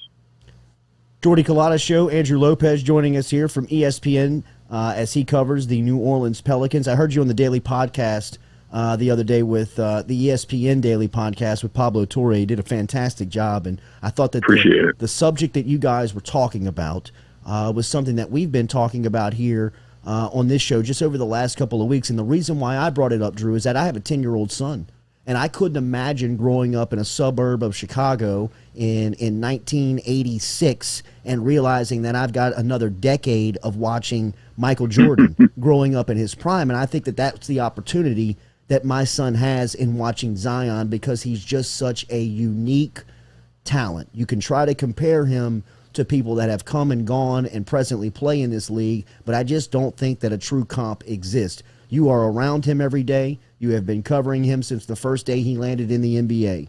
What are we watching? It's greatness, man. It really is. I mean, it's, that we throw this word around a lot. We throw GOAT around a lot, but like you're watching greatness like at its beginning. I really do think that when it comes to Z. I mean, when you look at the things he's doing, when, it's always fun when, he was the first rookie to do X or the first 19-year-old to do Y. But when you start dropping those, like, yeah, he had the other one the other day. No other guy before turning 21 has had as many 20-point consecutive games as Zion. But when you start going, no other player in NBA history other than Shaquille O'Neal in his Laker years has scored 20 points in 20 straight games or more while shooting 50% from the field. now you're starting to get into like rarefied stuff. And for a kid who hasn't played a full season, he's still at the game, 68 right now or something like that. Maybe like 67. It's kind of ridiculous when you sit back and think about it. He is a special player, and as long as he stays healthy, which is going to be a thing for him. And I'm not talking about conditioning wise. I'm like, just physically stay healthy, which he's done this year. If this continues to be the version you get of him, I mean, what he's doing is just really, really, really good. Do you have a comp? Do you have a ceiling on him? I don't. Yeah. Like, I mean, everybody said, like, who was it? Griff had the Draymond rockets up his butt. We had Charles Barkley. You had Larry Johnson. You had I think he's just Zion. Yep. Because you don't know. Yep. I've never seen somebody who's 6'6" who can do the things that he does in the lane at 280 pounds, because there's never been anybody like that. He's indefensible 6 feet in. He's Shaq 2000.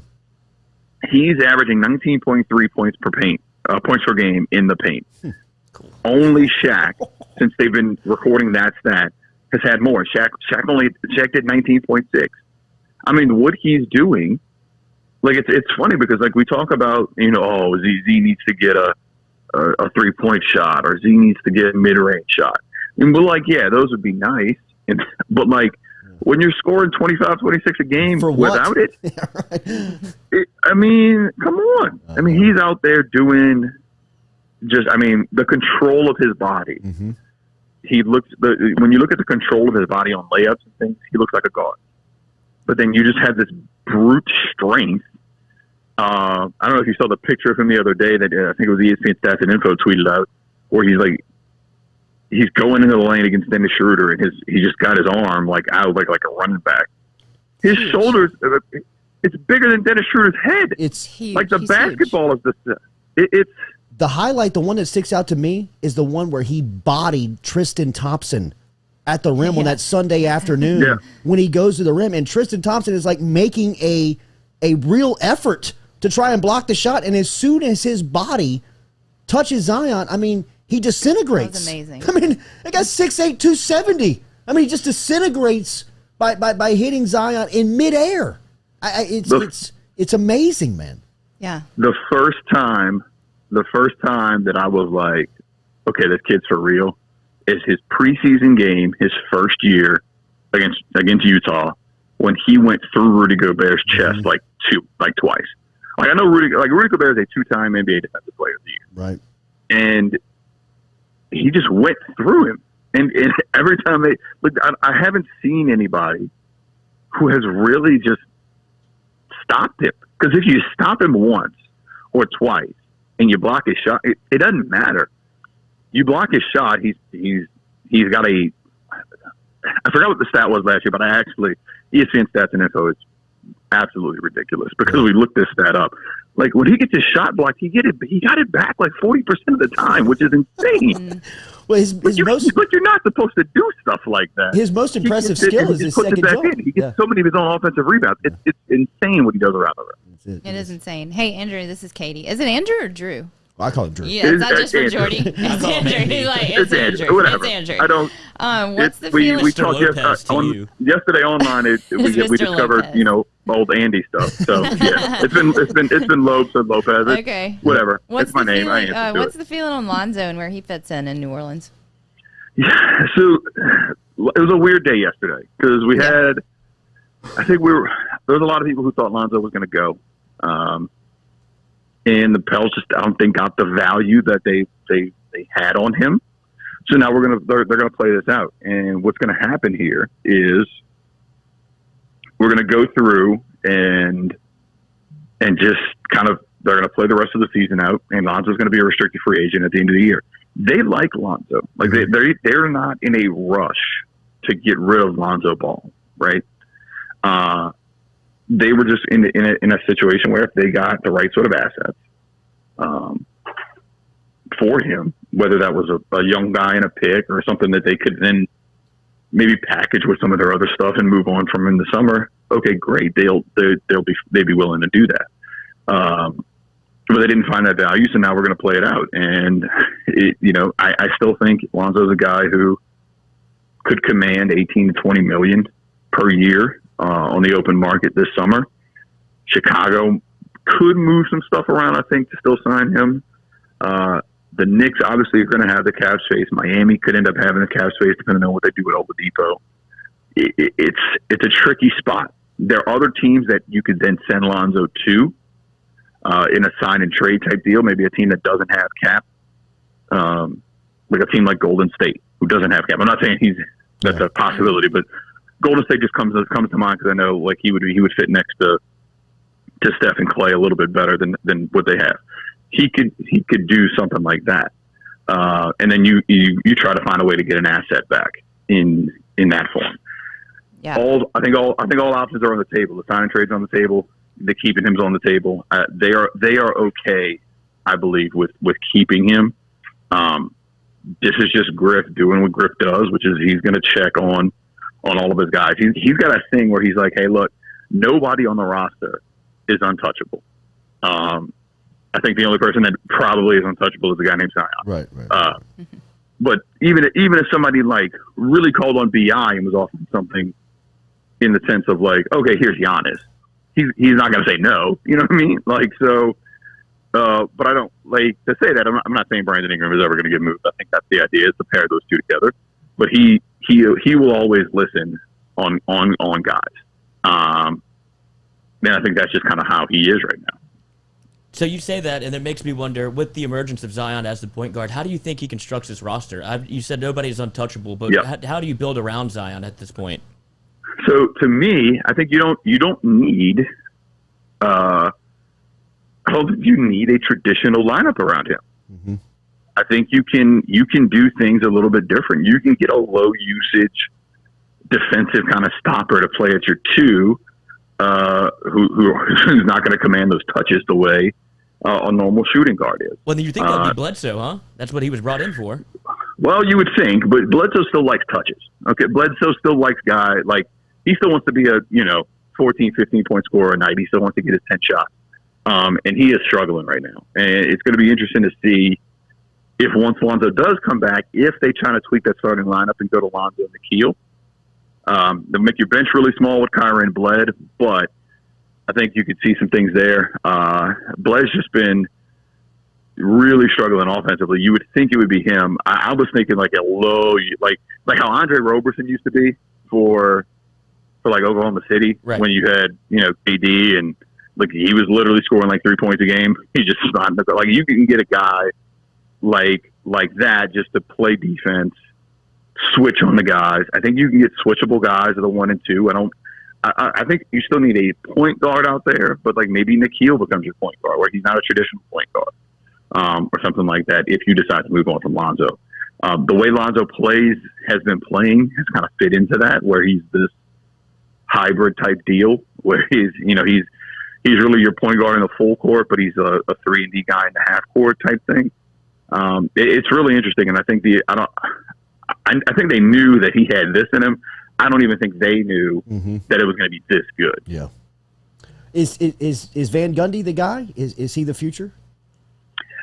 I think he is. Yeah. I think he is. I think Stan is an old school guy. He likes to play his role. He likes to run his team a certain way, right? More practice than usual. And I think it took some time for this team to learn Stan's ways, and it took Stan some time to say, look, man, all right, in a normal season, his practice schedule might be okay. Even I'll say this, in his normal season, Stan's practice schedule is something NBA guys are like, okay, but like keeping that in this pandemic shortened season, it goes kind of like, all right, like we might have to do something here. So I think he's had to adjust to this, just like the players did. I mean, Stan had been out of the league for 2 years. A lot. I mean, it's weird to say, but a lot can change in 2 years in the NBA. Sure. Especially in the way offenses are running and defenses are running. So he had to adjust, and I think his adjustment period along with figuring out, like, I mean, basically, their offense changed halfway through the year once he started running point. So I think he's the guy that can get it right. It's just as it's been with the Pelicans, it seems a lot of times it was just a rocky start.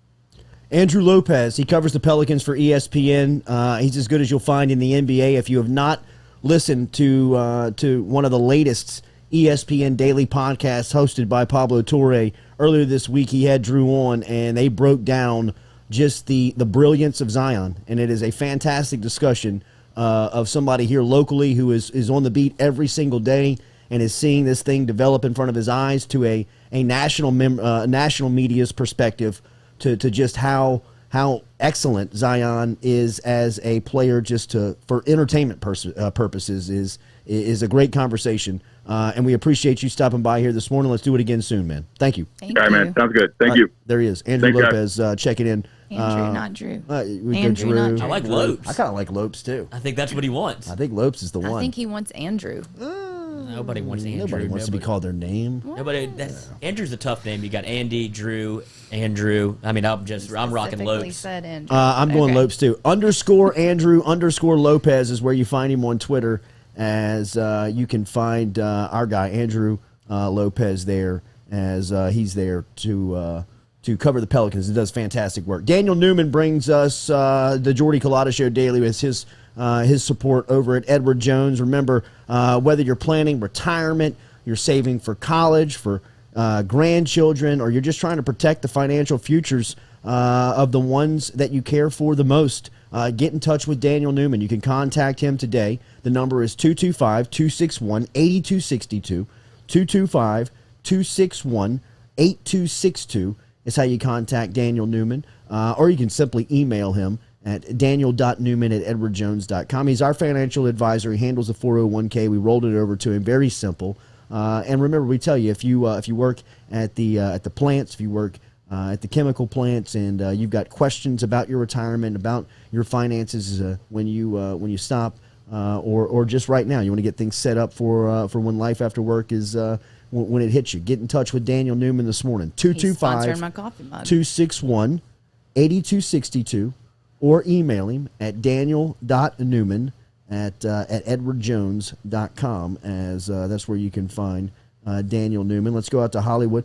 Nathan just texted, said he's got a high-speed chase happening in front of his house. No right way. Now. Yeah. Oh, we need to get. That's, Are we gonna that's get a it on FaceTime. that? Let's see. Give me a little volume here. Nate, you okay? Everybody safe out there in Hollywood? Hey, yeah, how's it going? Yes.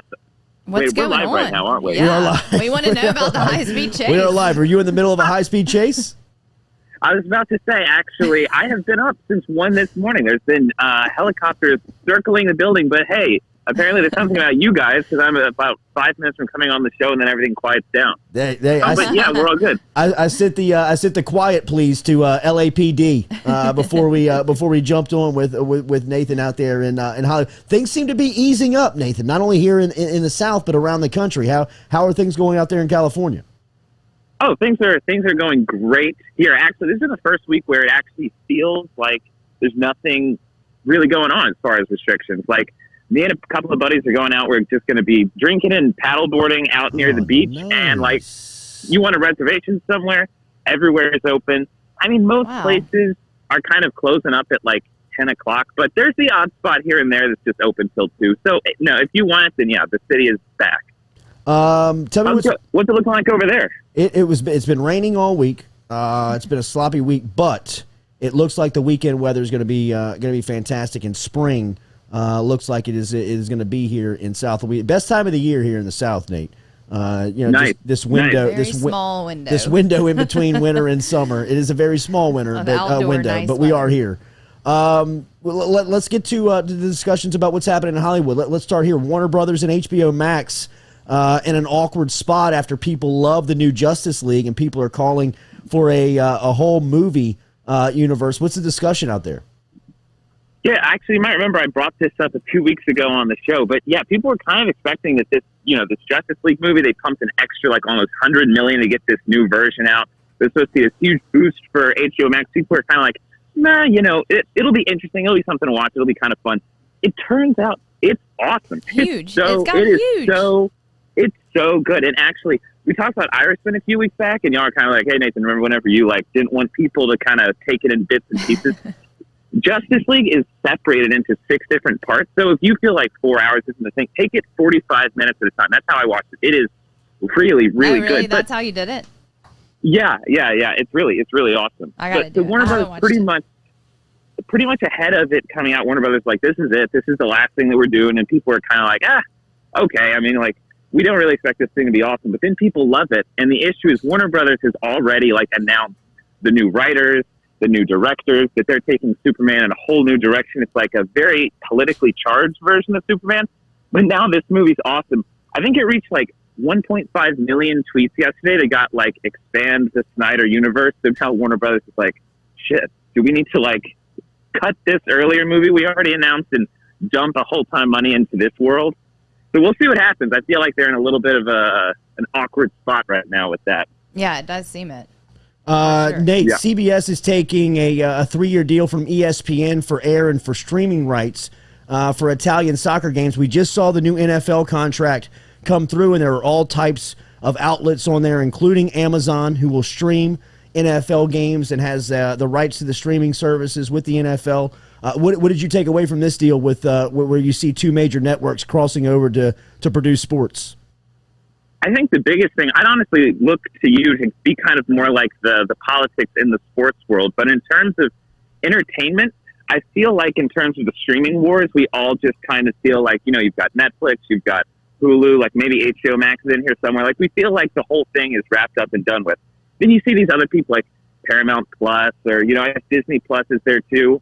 I think the biggest takeaway from this is that this whole streaming war thing is so far from being over. There is still so much money being doled out that I don't think you can ever underestimate what's going to be happening. I feel like the future of is cable TV going to be around? How are we going to be experiencing movies? How are we going to be experiencing live events like musical, like live events? What's going to be happening? I still feel like we have no idea, but don't count anyone out, even if it's like some silly new streaming services out. Yeah, and it seems like it's such a changing industry every day, because even if you talk to the executives, they almost can't explain the present day state of the industry because of the rate in which they're trying to stay in front of the change. Also, it is almost like it doesn't give them an identity of today. Yeah, it's a weird thing to be following, because normally you would expect that you have like the big players in these spaces. There's no for sure titan of this industry yet. So it's cool trying to see. When I'd actually ask y'all, like all over town, you see stuff for this new streaming service, Paramount Plus. And I know that soccer isn't the biggest thing in America, but this is definitely a good step for this streaming service. Have y'all heard of Paramount Plus over there? Like, yes. What's on y'all's radar? Yeah, Nathan, what I've read about it is that it's CBS. It is. It's just CBS using the Paramount Plus umbrella and name to extend their library, just for more content, right? Oh, yeah. Oh, no, it's all about content. Everyone's trying to get their hands on as much content as possible. I mean, Paramount Plus, or CBS, if you want to say, is they're exploiting their old properties. They're doing a Godfather show that's going to be coming out, like a behind the scenes of the making of the Godfather. Wait, are they really? I've not heard that. Yeah. It's Oscar Isaac is going to play the director of the Godfather. I forget who else in it, but I think that's like next year. So everyone is. I'm pretty excited about that. Me too. I think Armie Hammer was supposed to be in that, but not anymore. Now canceled. Not anymore. No one has any idea what's going on with that. No, What God, a lunatic. No. Hey, when you've had it all, you got to change it up a little bit. Jeez. When you've had it all, you have to change it up a little bit. Exactly. Yeah. What about the Cineworld thing, the European movie theater giant Cineworld, losing $3 billion? Yeah, $3 billion. I forget the name of the owner, but he's also an owner of Regal Cinemas, which is a kind of an American theater chain that he's got some strings with. But yeah, Cineworld. His name's Mookie Grindinger. Grindinger? Is that him? That's his name. Yeah. Well, pretty much Cineworld is kind of the same as Cinemark in Europe. And yeah, they're starting to put out their profit and losses, and it looks like they're on track to lose like $3 billion over the past, well, I say year, over the past like 15 months with everything that's been going on. And it's just, first of all, the idea that this has been, I know, the idea that it's been going on for a year, it's a little bit strange, but I guess we're just getting stories like this now. It's sad. It is very sad. The 5-Minute Critic is a great follow on YouTube. You can find them there, 5-Minute Critic. If you have not subscribed to the Tuesday, Thursday movie reviews, they are fantastic, as I am notified and get the bell and the notification once the new content goes up, like the latest review of I Care a Lot. My favorite was Let Them All Talk. Nathan, tell our listeners a little bit about that review earlier this week. Yeah, Let Them All Talk. It is a new movie with Meryl Streep. That one's on HBO Max. It's a lighthearted comedy that takes place on a cruise ship. Meryl Streep is an author who's afraid to fly, so her and a few old friends and her nephew go on this trip across to Europe. And the fights that take place, the conversations that take place, it's a very lighthearted and fun comedy. It's probably not going to be something that really, really sticks with you, but if you want something that's lighthearted and fun to watch, I mean, Let Them All Talk it's an awesome pick. City Boy Outdoors has a question for Nate. Hashtag Ask Nate. Nate, have you seen and what do you think of the documentary The Last Blockbuster? I have not seen that yet. I added it to the queue. It's how funny, though, that Netflix came out with a movie that's talking about the final nail going into Blockbuster. I mean, the arrogance, man. I mean, just the FU quality of that documentary alone. Dirt on the grave. I didn't realize that in the trailer they mentioned it. I have not seen it yet. I'm really, really excited to watch it. I didn't realize Blockbuster had the chance to buy Netflix at one point, and they passed up on that. Man, that is one that's got to keep you up at night. When people you think like running errands. I mean, why? If you're the significant other of that CEO, that's one to pull out in every argument. Yes, it is. Right. You're the dumbass that passed on Netflix, weren't you? People want to get their popcorn and candy. Nathan, keep up the great work. Stay safe out there in LA. I'm jealous of your weekend of enjoying the Pacific Ocean and the sunshine, man. Enjoy it, and we'll talk again next Friday. You guys too. I'm actually going to be there in 2 weeks. So I look forward to being back in the undisclosed location. Yes. Thank you, sir. Enjoy the weekend. Right. Later, man. Bye, there is Nathan Velasquez checking in from LA this morning, and always with the 5-Minute Critic. He is the best, man. From one movie critic to a podcaster. Our next guest, as we will welcome in. We've been looking forward to this conversation. We met Patrick Gremillion of the Patty G Show a couple of weeks back, and have been really paying attention to his content and what he's got going on over there on all the platforms. My man is young. He is an entrepreneur. He is focusing on entrepreneurship in the capital city, and he's got a great product. I'm really looking forward to talking to him in a couple of minutes and possibly working together into the future. Don't forget that we're brought to you by RMB Builders. Rhett Bourgeois and RMB Builders bring you the Jordy Culotta Show every single day. It's easy to get in touch with RMB Builders. You can do that online by logging on rmb-builders.com or call Rhett and the crew 921-7062, 921-7062 with a 225 area code is how you get in touch with RMB Builders. They bring back our podcast every day, so if you don't catch us live on Facebook, YouTube, or any of our platforms, jordyculotta.show.com. You can always go back and check out the podcast on your Apple, Spotify, anywhere you get podcasts from, and that's all compliments of RMB Builders. If you're looking for a custom-made home, they can build you a house. If you want restoration on the home you're living in, like Katie is going through over at her spot with RMB Builders, they can help you out. They can also help you in the commercial world. They're commercially licensed to help you out with the construction at your office complex as well. Get in touch with Rhett, the crew, RMB Builders, 921-7062. Quick break. Let us reset the set. We'll throw the why can't I never remember the eye patch? The blindfold. The blindfold. I mean, bro, jeez. Yeah, you need to get with Armie Hammer and his sex life, dude. You can spice it up a little bit. Lord, I've got it all. The blindfold, we're going to put it on Patty G. We'll make him sign the confidentiality agreement, and then we'll ask him everything about the podcasting world when we come back right here on the Jordy Culotta Show, presented by Go Chevrolet. Go Chevrolet is under new management, but it's the same old familiar names that you know here from the area. Lee Carney and Nick Richard are up and running in LaPlace, Louisiana, and they want you to stop in today. But if you can't, they'll make it easy for you. They'll come to you. Log online to GoChevrolet.com. That's GEAUX Chevrolet.com. Go Chevrolet is conveniently located on Airline Highway in LaPlace, Louisiana. Shop all the inventory, whether it's new or pre-owned, at GoChevrolet.com. That's GEAUX Chevrolet.com. Dr. James Johnson and Dr. Chad Spillers of Johnson and Spillers Dentistry, with 2 locations, one in Gonzales and one in Baton Rouge between Segan Lane and Bluebonnet, offer everything from ceramic crowns to pediatric dentistry, dental cleanings, Botox, extractions. They're online at johnsonspillers.com. Located in Gonzales and in Baton Rouge, seeing both new patients and existing patients. Log online to johnsonspillers.com. If you missed the show, you can always check out our podcast, brought to you by RMB Builders, on Apple, Spotify, or anywhere else you can listen to podcasts.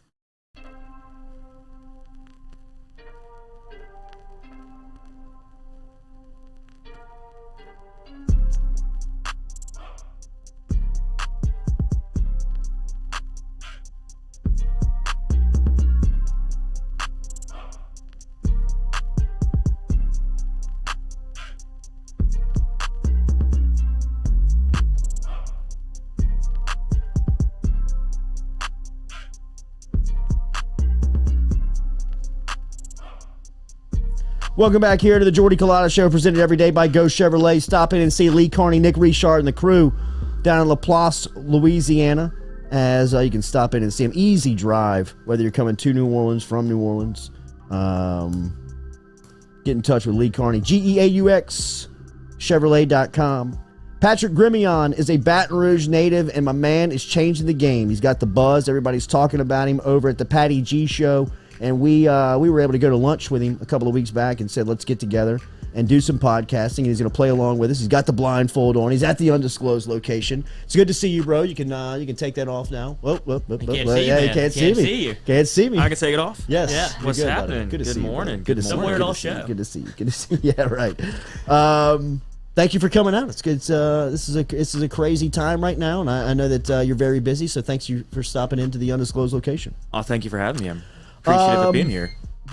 Tell me about where that's coffee. You want coffee? Coffee. Coffee's ready if you want it. You good? That's compliments of Majestic if you do.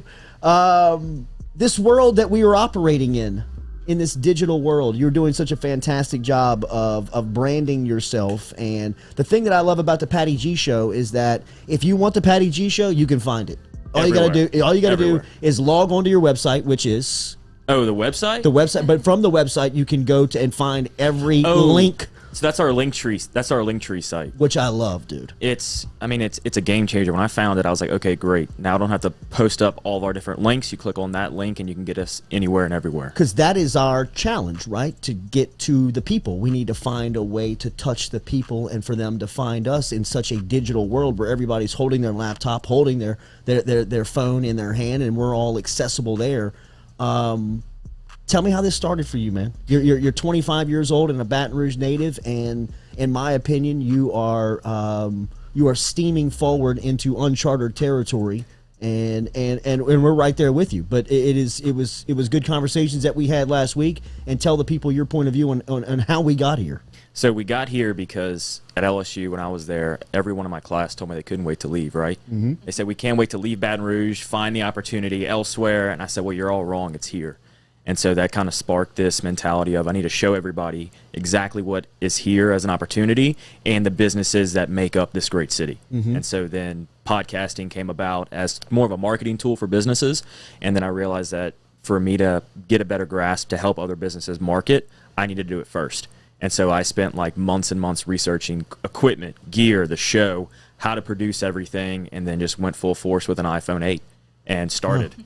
That was the first 2 shows recorded on iPhone 8, and then I started building gear from there. Your production team, we talked to them earlier this week because of you putting us in contact with them, and they do a fantastic job of really kind of showcasing you in this world. I think a lot of the people, when they see the undisclosed location, their first reaction is they walk in like, wow, I thought it was a lot bigger than this. I mean, in our world, production means so much. You know, you have to show off. You've got to be, we don't want to be big, but you almost have to look bigger than you are, and production is such a a fine point of that. How has your production grown? You mentioned you started with an iPhone 8. Obviously, it's not an iPhone 8 anymore. Yeah, no, we're not. There's no phone recording, no phone anything anymore. Tell me how that process has grown. What on just kind of growing with that process as the show has experienced so much success. We started with the iPhone, and then after doing research, I bought a quick starter kit from Amazon, and I said, "Oh, this is great for at least a couple months, right?" Mm-hmm. And then over that time, I then just progressed and gradually got more equipment. Then we got a live streaming camera, a Mevo, and then from there, last year we started with a producer, a one-man show, and then at the end of last year, we took December off to kind of regroup and rethink how can we go to the next level? Mm-hmm. How can we take the show's quality and just skyrocket it? And so then that's where Flashbang came in. And as of January, our first show was filmed with them, and the level they bring. I mean, we went to our first episode out there at Point Marie, and they like made fake walls. Mm-hmm. You know, they brought in dampening equipment, blankets, and just made a sound quality that was studio grade in an outdoor pavilion. And then now we're doing every show at Uncle Earl's, and I'm like, this is the environment, the idea behind it, and the production value just is phenomenal. And that is what keeps people coming back, along with great content. Great content. You know, that has to be said up front. And you are providing great content, and the conversations that you have are very interesting. It's intriguing. And that's why people are there. But the production value, you can see the passion that you have for it. Why the passion? Why entrepreneurs? Why is that your angle in what you're taking here? That was something I've always grown up from the age of 11. It was kind of an entrepreneurial journey for me, doing a lawn business with my brothers, and then over time just realizing how much I loved building a brand, building a company, building a business. And then when it came to the podcasting, it was, I love showcasing everybody else's businesses as well. Why don't I just start doing that as part of the show? I mean, I could sit there and talk for hours and hours, but again, I'm going to run out of content eventually. If I start bringing business owners and have them tell their stories in a way they don't have the ability to do so, that's endless content forever. What has been some of the, I mean, your content goes back, how long now? We go back to 2019. 2019, and you've had some of the, just the conversations that you've had with local entrepreneurs from people from around our state have been so interesting. I've gone back and watched a lot of your library. Which ones stand out to you? The ones that stand out to me were really those that kind of came in and opened my eyes to something different. Mm-hmm. So you had Gordy Rush came on and talked about branding and opportunities, and then you had Piro and Co. come on, a husband and wife brand that they started this lifestyle company that I'm like, wow, even at a young age, they can still start something and go to the moon with it. Yeah, and I think the platforms that we are on, people don't understand how accessible they are. I mean, I went and spoke to Chad Sabady's mass communication 4,000 mass communications class a couple of weeks back, and said, if you are all interested in being a part of the media or being entertainers or being public figures, start a YouTube channel today. You can start a YouTube channel. You can start a podcast. You can start any social platform for free. You can even host your podcast for free. There's no reason you can't say, I don't have money, I don't have this to start my own platform. You can. Anchor is a free platform that I use that works phenomenally. You record on there, you edit on there, you can throw in ads, whatever you want to do, and it pushes it out to all the other platforms. There's no reason if you've got a phone that you can't start your own brand in the media.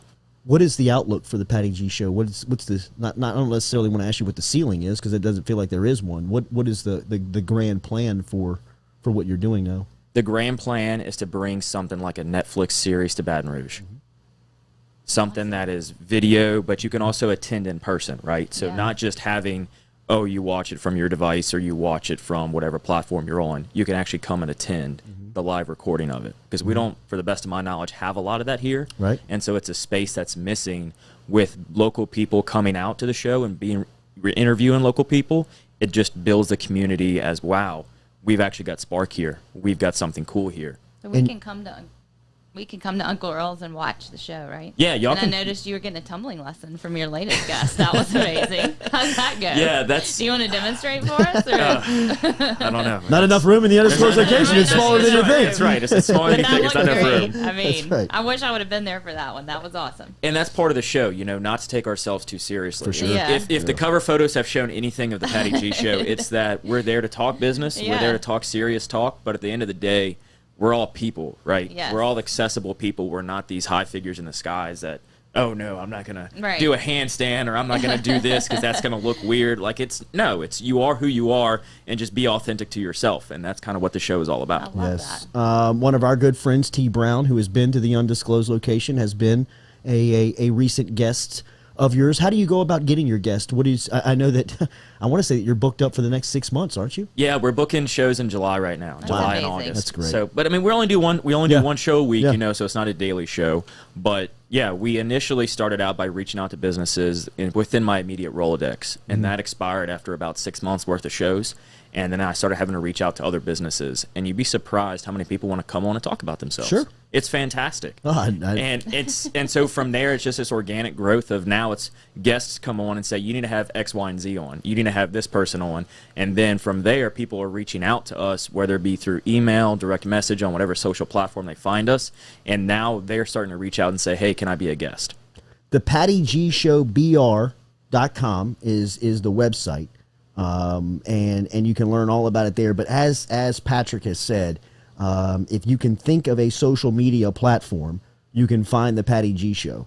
They are on Twitter, they're on LinkedIn, they're on Instagram, they're on Pocket Cast, they're on Breaker Podcast, they're on Google Podcast, they're on Pandora, iHeartRadio, Spotify, Apple Podcast. They have the YouTube channel that you can follow everything that goes on the Patty G Show. Yeah, I mean, what has been the most successful platform for you, or do you find that all platforms touch different demographics? So the reach, the largest reach is going to be on Facebook, obviously, because that's where we record the lives, right? So once we get the ability to record and stream live to YouTube and LinkedIn and Twitter, that might change. But as of now, the biggest reach is on Facebook. The second largest is coming in with LinkedIn, because we're a business podcast, right? We talk about entrepreneurs, we talk about local people, businesses and business owners want to follow that. And so our LinkedIn is our most followed page, but our biggest reach is on Facebook. BG Lanois is a good friend of ours. He's obviously one of the owners at Uncle Earl's. How did that become your studio and your set? So I knew Jordan Piazza for a while, and we became friends over the last several years. And just over time, I was staying in touch with him and being close. And then when the pandemic hit, they had to close, right? Right. And so this year in 21, I texted Jordan and said, hey, are y'all open on Mondays? And he says, no. I said, well, could I possibly record my show there and just give, the Earl's logo in the background, and then that'll just be the backdrop. And he said, dude, go for it. We don't have anything. The bar's closed. Here's how you get in and do all that. And so from there, it just kind of grew to now we're doing the shows there, and now people are starting to come out, and they got a bartender there. So if people come, they can get drinks and watch the show. And so now that's how you can come and watch via the Publix. I mean, we can come to Uncle Earl's, and there's no ticket. You just walk in. No ticket. You just walk in. There's going to be tables set up. We're still trying to figure out the best location to set up with people. I kind of like in the crowd, so we're probably going to have a table where other people are sitting around us. Love that. Just to kind of get that, we're a part of the conversation, because that's kind of the whole concept of the show, is to not make it feel like everyone's far away and out of the space. It's to bring you in and say, I'm sitting in this room listening to this conversation. If I'm in the room, can I ask a question? Do you have a segment of the time where live audience questions come in? Yeah, and we can do that through our Facebook page. So as we're streaming live to Facebook, you can submit questions, and then we'll be able to read them and go through questions towards the end. What's the most challenging part about what you're doing? Is it the sales aspect? Yeah. It's finding sponsors that want to come on board. That's, in all honesty, that's the most challenging part, because that's the part I do the least. I'm just running and gunning with the show and getting guests and lining them up. And, for me, it's more of making sure the content is there, and then having sponsors, if they reach out, great. Or if I'm able to touch base with them, awesome as well. It's not, the goal is not money driven, right? Sure. It's just pure show, pure passion driven. Do I remember correctly that you started on your screen porch, right? Isn't that what you said? Yes, I started on my back. I have a screen porch in the back, and that's where we started. Well, I started on my kitchen table with my phone in between me and the guests. Yeah, iPhone 8. Still have the phone.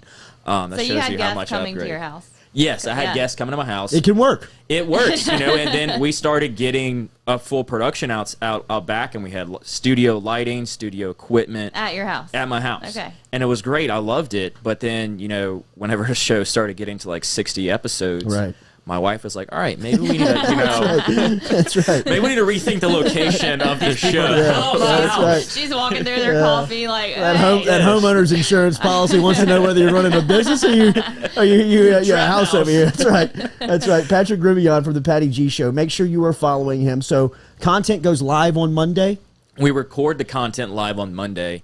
The podcast episodes come out. I think we're about 2 weeks in the backlog. So this week was Courtney Maha of Tumbling Tigers, which we recorded 2 weeks ago. Got you. It is great to have met you over the last couple of weeks. Likewise. I appreciate you showing up to the undisclosed location and catching us up what's going on the Patty G Show. Make sure that you are subscribed to the YouTube channel. Make sure that you are following and getting the podcast delivered to you when the content is happening. And like I said, he's got a Linktree site for the Patty G Show. Linktree / the Patty G Show. If you just Google Patty G Show, you'll see everything pop up. But the Linktree will take you where you can subscribe and get to all of the content right there. This is a fantastic piece. In fact, we need to look into this. The Linktree where you can just go and you can get everything you want for the Patty G Show is fantastic. And, we got to get up there on a Monday night and get a beer. Absolutely. Come out on mark us down for July 2023. Sounds July 2023. Sounds great. We'll be there. Hey, man, thanks. It's great to see you. I appreciate you having me out here. Absolutely. Make sure you're following our guy and keep up with him on social media. The Patty G Show for local entrepreneurs here in South Louisiana is a must follow, a must find, and a must watch.